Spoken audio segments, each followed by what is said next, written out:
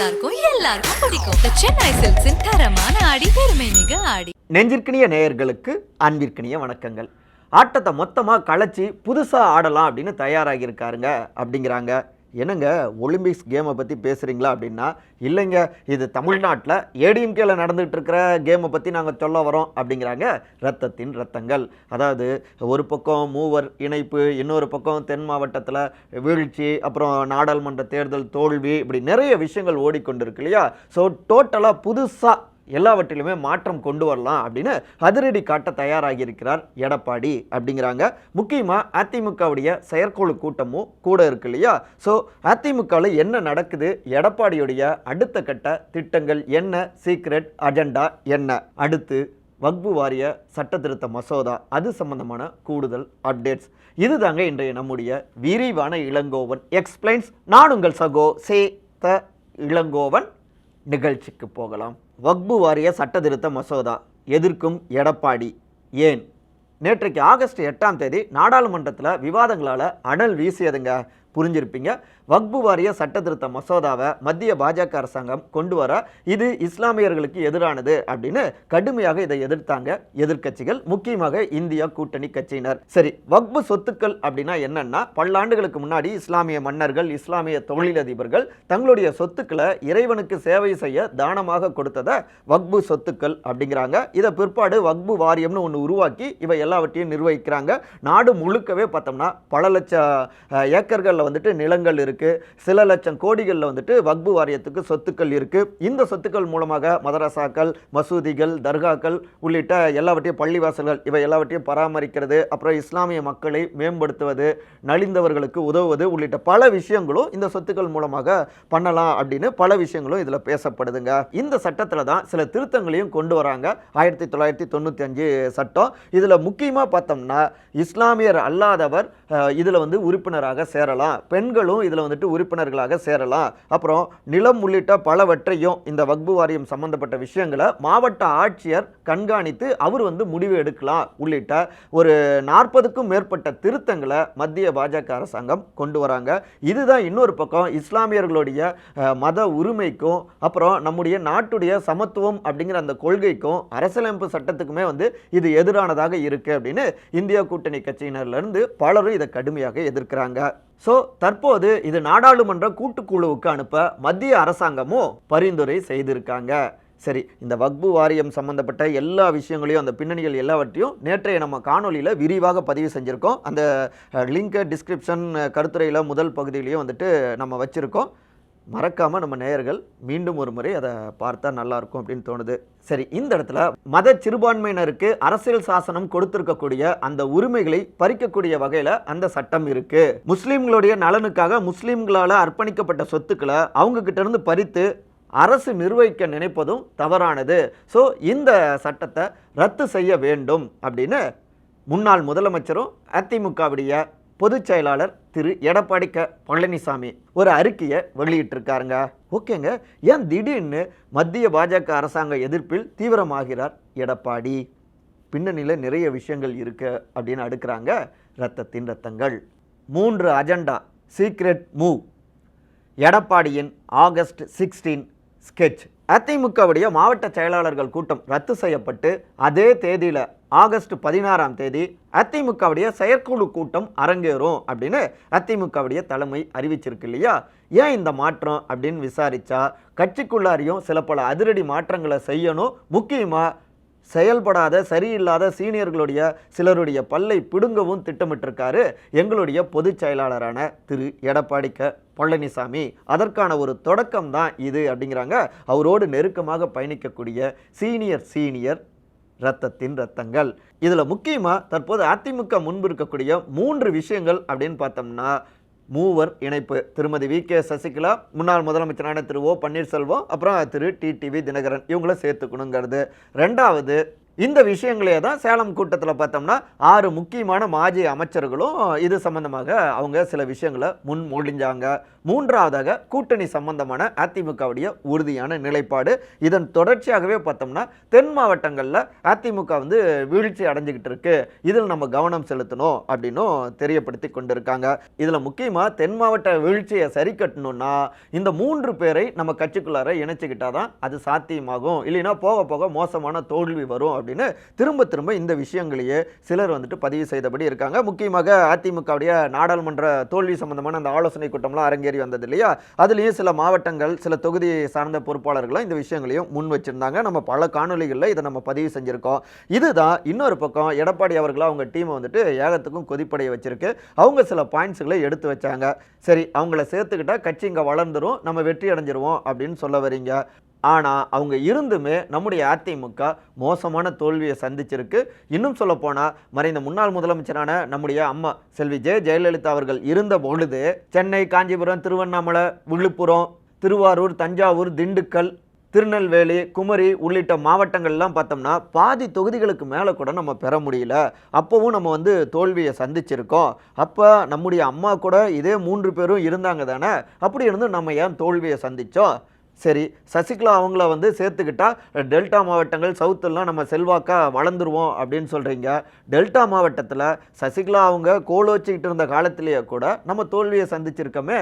திருவாரூர் அப்புறம் மன்னார்குடி பார்த்தோம்னா தொடர்ந்து நம்ம ஹேட்ரிக் தோல்வியை சந்திச்சுக்கிட்டு இருக்கோமே. திரு டிஆர்பி ராஜா அங்கே ஜெயிச்சிட்டு இருக்காரு, சிட்டிங் அமைச்சர். அம்மா இருந்த போதும் அவங்க கூட பக்கத்துணையாக இருந்தாங்க சசிகலா அப்படின்லாம் சொல்லப்பட்ட போதும், நம்ப வைக்கப்பட்ட போதும் மோசமான தோல்வியை எப்படி சந்தித்தோம்? ஸோ தோல்விக்கு அவங்க இல்லாதது தான் காரணம் அப்படிங்கிறது முதல்ல தப்புங்க.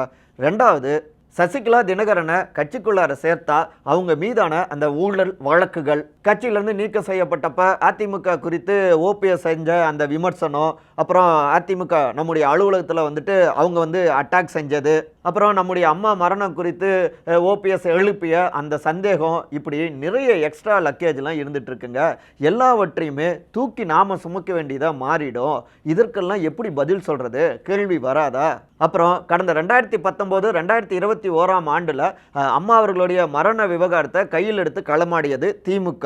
இப்போ மீண்டும் 2026 அதையே பிரதானப்படுத்தி நம்மளை மேலும் அட்டாக் பண்ண மாட்டாங்களா? இவை எல்லாவற்றுக்கும் இந்த 3 பேர் இடம் கொடுத்த மாதிரி தானே ஆகுது அப்படின்னு கடுமையாக இவை எல்லாவற்றுக்கும் பதில் சொல்லியிருக்காங்க எடப்பாடி அவர்களுடைய டீம்ங்க. அது மட்டும் இல்லாமல் இந்த 3 பேரையும் மறுபடியும் இணைச்சிக்கிட்டோம்னா கட்சிக்குள்ளார கோஷ்டி பூசல்கள், ஒவ்வொருத்தருக்கும் ஒவ்வொரு டீம்னு மறுபடியும் பல்வேறு பஞ்சாயத்துகள் வர வாய்ப்புகள் இருக்குது. இவை எல்லாவற்றையும் தவிர்க்கணும் அப்படிங்கிறதுக்காகத்தான் வேணாம் அப்படின்னு கராராக சொல்கிறோம். இப்போ திமுகவை பொறுத்த வரைக்கும் அங்கே முன்ன செயல் தலைவர்னு இருந்தார், அப்புறம் தலைவரானார். தற்போது அவர்தான் திமுக அப்படின்னு சொன்னதாலேயே தற்போது முதலமைச்சராக இருக்காரு, அரியணையிலையும் இருக்காரு திரு மு.க. ஸ்டாலின். அப்போ ஒற்றை தலைமை அப்படின்னு இருந்தால் மட்டும்தான் கட்சியை நம்ம பாசிட்டிவாக முன்னகர்த்தி கொண்டு போக முடியும், வெற்றி வாய்ப்பையும் பெற முடியும் அப்படின்னு மூவருக்கு ஆதரவாக குரல் கொடுத்தவர்களுடைய வாயையும் அடைச்சிருக்காங்க எடப்பாடியுடைய அதிதீவிரமான ஆதரவாளர்கள். அப்புறம் பன்னீர் செல்வாக்கானவர், தினகரன் செல்வாக்கானவர்னா ஏன் தேனியில் அவங்களால ஜெயிக்க முடியல, ஏன் ராமநாதபுரத்தில் ஜெயிக்க முடியல, ஏன் அமமுக செல்வாக்கா இருக்குன்னு சொல்கிற திருச்சியில் கூட அவங்களால ஜெயிக்க முடியல? ஸோ நம்ம அதிமுகவுடைய தோல்விக்கு இந்த 3 பேரை நம்ம கட்சியில் விட்டு நீக்கினது தான் காரணம் அப்படிங்கிறது அடிப்படை கிடையாதுங்க. முதல்ல அந்த எண்ணத்தை விட்டு வெளியில் வாங்க. அடுத்து முக்குளத்தோர் சமூக மக்களுக்கு நம்முடைய ஆட்சி காலத்தில் நம்ம என்னென்ன நல்ல விஷயங்களை செய்திருக்கிறோம் அப்படிங்கிறத தென் மாவட்டங்களில் இருக்கக்கூடிய பொறுப்பாளர்கள் தீவிரமாக மக்கள்கிட்ட கொண்டு போங்க. இது ஒன்று. இப்போ இருக்கக்கூடிய மாஜி அமைச்சர்கள், பொறுப்பாளர்கள் தற்போதைய அவர்களுடைய தேவைகள் என்ன அப்படிங்கிறத கேட்டறிஞ்சு திமுக அரசாங்கம் என்னத்தை செய்ய தவறி இருக்காங்க அப்படிங்கிறத புரிஞ்சுக்கிட்டு அதை மக்கள்கிட்ட எக்ஸ்போஸ் பண்ணுங்க. அவங்களுக்காக களத்தில் தீவிரமாக களமாடுங்க. இதன் தொடர்ச்சியாக தென் மாவட்டங்களில் முக்குளத்தோர் சமூகத்தினரை போலவே நாடார் சமூகத்தினர், முத்தரையர் சமூகத்தினர், மீனவர் சமூகத்தினர், அப்புறம் மொழி வழி மத வழி சிறுபான்மையினர், இன்னொரு பக்கம் தேவேந்திர குல வேளாளர் சமூகத்தினர், பட்டியல் சமூகத்தினர், யாதவர் சமூகத்தினர் உள்ளிட்ட பல்வேறு சமூகங்களுடைய வாக்குகளும் கூட இந்த முறை நமக்கு அதிமுகவுக்கு இந்த தேர்தலில் விழவில்லை. உட்கட்சி பிரச்சனை, வேட்பாளர் தேர்வு, தேர்தல் நேரங்களில் பசையை முழுமையாக களத்துக்கு கொண்டு வராமல் போனது, பதுக்கியது, இப்படி பல காரணங்கள் இருக்குது. இவை எல்லாம் கடந்து ஏனைய பெரும்பான்மை சமூக மக்கள் இருக்காங்க இல்லையா, அவங்ககிட்டையும் டார்கெட் செய்து தீவிரமாக களமாடணும். அவங்களுடைய பிரச்சனைகளை அச்சமுதாயத்தை சார்ந்த முக்கியமான நம்முடைய கட்சி பிரமுகர்கள், கட்சி நிர்வாகிகள் போயிட்டு நெருக்கமாக பயணித்து என்னன்னு கேட்டு அதை தலைமையோட கவனத்துக்கு கொண்டு வந்து அதன் மூலமாக ஆளும் அரசாங்கம் எதெல்லாம் செய்ய தவறுனாங்கன்னு சொல்லி அதற்கு எதிராக திமுகவுக்கு எதிராக போராட்டங்களை கட்டி அமைக்கணும். இவை எல்லாமே மைக்ரோ லெவலில் ஒவ்வொரு ஏரியாக்களையும் ஒவ்வொரு சமூக மக்கள்கிட்ட இருந்தும் நமக்கான ஆதரவை கொஞ்சம் கொஞ்சமாக பெருக்கும். அது 2026 நம்மை மீண்டும் அரியணையில் அமர வைக்கும். ஸோ இப்படி அடிமட்டத்திலேருந்து எப்படி வேலை செய்யணுங்கிறத கவனிங்க.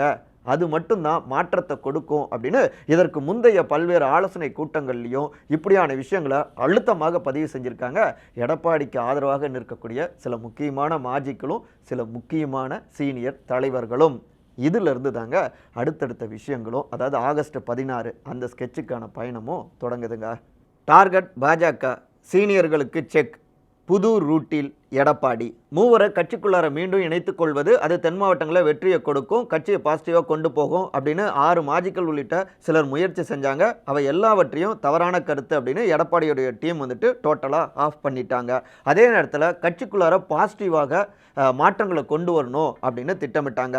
அந்த வகையில் தான் உட்கட்சி தேர்தலை நடத்தி கிளை கழக நிர்வாகிகள் தொடங்கி தலைமை கழக நிர்வாகிகள் வரை டோட்டலாக பலரையும் மாற்றவும் திட்டமிட்டிருக்காரு எடப்பாடி. இது சம்பந்தமாக பேசுவதற்காகத்தான் முக்கியமாக இந்த செயற்குழு கூட்டமும் கூட்டப்பட இருக்கு அப்படிங்கிறாங்க இந்த உள் விவகாரங்களை நன்கறிந்த இரத்தத்தின் இரத்தங்கள். இதன் தொடர்ச்சியாக தான் இப்போ தான் ஆய்வுக் கூட்டங்கள் நடத்தி மாவட்ட செயலாளர்கள் கிட்டலாம் எப்படி தோத்தங்கிறது உள்ளிட்ட பலவற்றையும் நம்ம ஆலோசனை செஞ்சிட்டோம். அப்படி இருக்க மறுபடியும் எதுக்காக நம்ம மாவட்ட செயலாளர்கள் கூட்டத்தை கூட்டணும், நேராக செயற்குழுவையே கூட்டிடலாமே, அதானே சரியாக இருக்கும் அப்படின்னு சீனியர்கள் சிலர் அட்வைஸ் பண்ண, அதன்படி தான் மாசேக்கல் கூட்டத்தை ஒத்தி வச்சுட்டு இந்த செயற்குழு கூட்டத்தையும் கூட்ட இருக்காரு எடப்பாடி அப்படின்னு சோர்சஸ் நம்முடைய கழுகர்கிட்டையும் பதிவு செஞ்சுருக்காங்க. இதில் மிக முக்கியமாக ஏன் அவசரமாக இப்போ இந்த செயற்குழு கூட்டத்தை கூட்டுறாங்க அப்படின்னா, தற்போது அதிமுகவில் இருக்கக்கூடிய பெரும்பாலான நிர்வாகிகள் இரட்டை தலைமை இருந்தப்பவே அவங்கெல்லாம் நியமிக்கப்பட்டவங்க. முக்கியமாக தென் மாவட்டங்களில் இருக்கக்கூடிய பெரும்பாலான நிர்வாகிகள் ஓபிஎஸ் அவருடைய ஆதரவு மனநிலையில் இப்போவும் கட்சிக்குள்ளார இருந்துட்டு தான் இருக்காங்க. அதில் பெரும்பாலானவங்க தான் நடந்து முடிஞ்ச தேர்தலில் ஒழுங்காகவே அவங்க வேலை பார்க்கல அப்படின்னு தலைமைக்கும் தொடர்ந்து புகார் கடிதங்களும் போயிருக்குங்க. தொகுதி வாரிகளான ஆலோசனை கூட்டத்திலும் இது சம்பந்தமாக எல்லாமே பேசப்பட்டிருக்குங்க. ஸோ தற்போதைய நிர்வாகிகளுடைய பதவிக்காலம் அப்படிங்கிறது 2027 ஆண்டு வரை இருக்குது. இவங்களை வச்சுக்கிட்டு, அதாவது கட்சியிலேருந்து நீக்கப்பட்டவங்களுடைய ஆதரவாளர்களை வச்சுக்கிட்டு, பொறுப்பாளர்களை வச்சுக்கிட்டு 2026 தேர்தலை சந்தித்தா அப்புறம் என்ன ஆகும், மறுபடியும் இதே மாதிரி தோல்விக்கான காரண கூட்டத்தை தான் நடத்திக்கிட்டு இருக்கணும் அப்படின்னு யோசிச்சாரு எடப்பாடி. ஓகேப்பா, இதை தடுக்கணும்னா உட்கட்சி தேர்தலை நடத்துவோம் அப்படின்னு அந்த முடிவுக்கும் வந்திருக்காரு எடப்பாடி. அது மட்டும் இல்லாமல் சீனியர்கள் சிலருடைய பவுசை, அவங்களுடைய பவரை, ஆதிக்கத்தை குறைக்கிறதுக்காக 2 சட்டமன்ற தொகுதிகளுக்கு ஒரு மாவட்ட செயலாளர் அப்படிங்கிற திட்டத்தை தொடங்குவது குறித்தும் செயற்குழுவில் விவாதிக்கப்படலாங்க. இவை எல்லாம் கடந்து சசிகலா அவங்களுக்கு ஆதரவாக கட்சிக்குள்ளார சிலர் கம்பு சுத்தினாங்க இல்லையா, அவங்களெல்லாம் கரெக்டாக பார்த்து சிலரை கட்டமும் திட்டமிட்டிருக்காரு எடப்பாடி. அதற்காகத்தான் இந்த அவசர செயற்குழு கூட்டமே. இது ஆகஸ்ட் 16 ஸ்கெட்ச் அப்படின்னு சொன்னாலும் மிகை கிடையாதுங்க. இதில் முக்கியமாக வலிமையான கூட்டணி இருந்தால் தான் 2026 வெற்றி பெற முடியும். வலிமையான கூட்டணியை அமைக்கணும்னா இன்னமும் பாஜகவுடைய பி டீம்னு நம்மளை சொல்லிக்கிட்டே இருக்காங்க திமுக. ஸோ அதை உடைக்கணும். அட்டாக் பாஜக, டார்கெட் பாஜக அப்படிங்கிற அரசியலை இந்த 2 ஆண்டுகளை தீவிரப்படுத்தணும் அப்படின்னு ஏற்கனவே முடிவெடுத்தாங்க. அதன் மூலமாகத்தான் சிறுபான்மையினர்களுடைய, தமிழ்நாட்டு மக்களுடைய முழுமையான ஆதரவையும் பெற முடியும் அப்படின்னு திட்டமிட்டாங்க.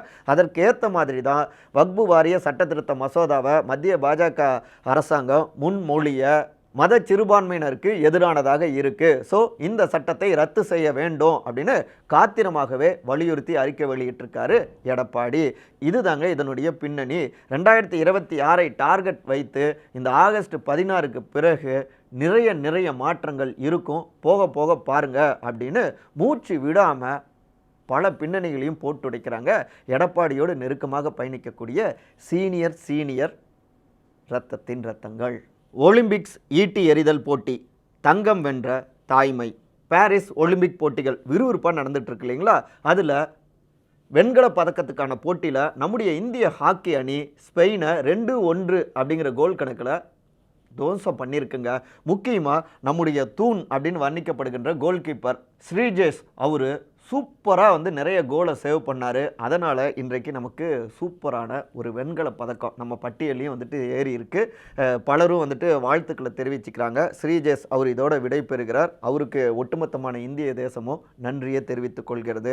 அதே நேரத்தில் ஈட்டி எறிதல் போட்டியில் நம்முடைய நீரஜ் சோப்ரா அவர்கள் 89.45 மீட்டர் வரை வீசி 2வது இடம், அதாவது வெள்ளிப் பதக்கத்தையும் பெற்றிருக்கிறார். சரி, அப்போ முதல் பதக்கத்தை தங்கப்பதக்கத்தை பெற்றவர் யார் அப்படின்னா வேற யாரு, பாகிஸ்தானை சார்ந்த நதீம் அவர்கள் 92.97 மீட்டர் வீசி தங்கப்பதக்கத்தையே வென்று இருக்கிறாருங்க. ஹாக்கி அல்லாமல் ஒரு போட்டியில் பாகிஸ்தான் தங்கம் வெல்வது இதுதாங்க முதல் முறை. ஸோ ஒட்டுமொத்தமான பாகிஸ்தான் மக்களும் கொண்டாடிட்டு இருக்காங்க. ஆனால் தங்கம் வாங்கினது அவங்களா இருந்தாலும் ரியல் தங்கமே எங்களுடைய தாய் தாங்க, எங்கள் அம்மா தாங்க அப்படின்னு நம்முடைய இந்திய ரசிகர்களும் ஏன் பாகிஸ்தான் ரசிகர்களுமே கூட கொண்டாடிட்டு இருக்காங்க. அவங்க வேற யாரும் கிடையாது, நீரஜ் சோப்ரா அவங்களுடைய அம்மா தாங்க. என் பையன் நீரஜ் சோப்ரா வெள்ளிப்பதக்கம் வாங்கினது எனக்கு மகிழ்ச்சி தாங்க. அதே நேரத்தில் நதீம் அவர் வந்து கோல்டு மெடல் வாங்கினது எனக்கு ரொம்பவே மகிழ்ச்சி. அவரும் என்னுடைய பையன் மாதிரி தாங்க. என் பையனுக்கு சமைச்சு போட்ட மாதிரி நதீம் அவருக்கும் நான் சமைச்சு போடுவேன். எல்லோருமே கடின உழைப்புக்கு பிறகு தான் அந்த இடத்துக்கு போகிறாங்க. அப்படியான கடின உழைப்பு இன்னைக்கு நதீமுக்கு தங்கப்பதக்கத்தை வாங்கி கொடுத்துருக்கு.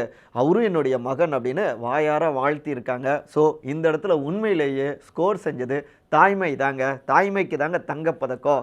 இது தாங்க நம்முடைய இந்தியாவுடைய அசலான அடையாளம். இந்த சமத்துவம், சகோதரத்துவம், இந்த தாய்மை தாங்க நம்முடைய அடையாளம் அப்படின்னு ஒட்டுமொத்தமான தேசமும் சரோஜ் தேவி அவர்களை கொண்டாடி கொண்டிருக்காங்க. நாமளும் வந்துட்டு அவங்களுக்கு நம்முடைய வாழ்த்துக்களையும் நன்றியும் பதிவு செஞ்சுப்போம். மற்றபடி இதே போன்ற அரசியல் சார்ந்த காணொளிகளை காண விகடன் டிவியை சப்ஸ்கிரைப் பண்ணுங்கள். மறக்காமல் உங்களுடைய சிறந்த கருத்துக்களை கருத்துரை பகுதியில் வந்து பதிவு செய்யுங்க. அனைவரும் அன்பால் ஒருங்கிணைந்திருப்போம். நன்றி, வணக்கம். எல்லாமே நல்லா இருக்கும், எல்லாருக்கும் பிடிக்கும். The Chennai Silks தரமான ஆடி பெருமை மிக ஆடி.